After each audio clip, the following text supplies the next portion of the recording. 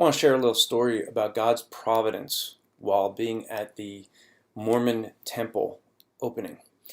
One of the things that happened was we were supposed to go at this Mormon temple opening at 1 o'clock in the afternoon. That's when our reservations were. We went to lunch, and with everyone gathered together, we chose to fellowship with other believers at lunch and go to the temple later. We got to the temple. We were going to do some witnessing. We realized that the last temple tour will be at 8 o'clock at night. It was about 7:15. We decided, you know what, let's go through it tonight instead of tomorrow. So it's about 7:30. We go to the tour, and while we're going through, at the end in this reception area, the people that I'm staying with, the Andersons, Nathan Anderson, had a guy who used to work for him. He was a LDS member, and he's sitting there, and this guy who used to work for him went through a rough patch, had gone through prison, and got out of prison, was feeling very depressed,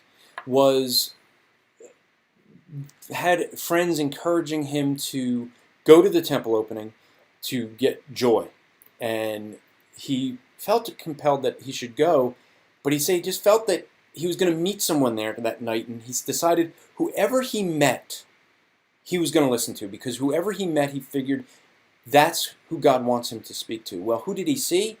That's right, his old boss, Nathan. And so Nathan was there and saw him, and they talked, and he expressed to him how he felt he was supposed to see someone that night. Well, if we had gone at 1 o'clock like we thought and planned, we wouldn't have seen him.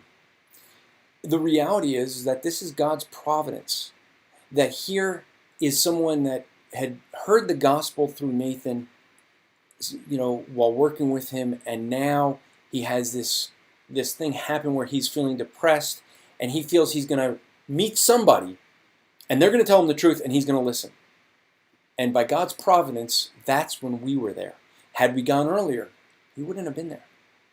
And Nathan was able to talk with him and share with him, and he'll be able to continue talking with him. Just one of the many blessings of going to an event like this and being able to see how God can work, God's providence can work through our lives when we do one thing, when we are faithful. The greatest ability any Christian has is availability. Are you making yourself available for God's providence?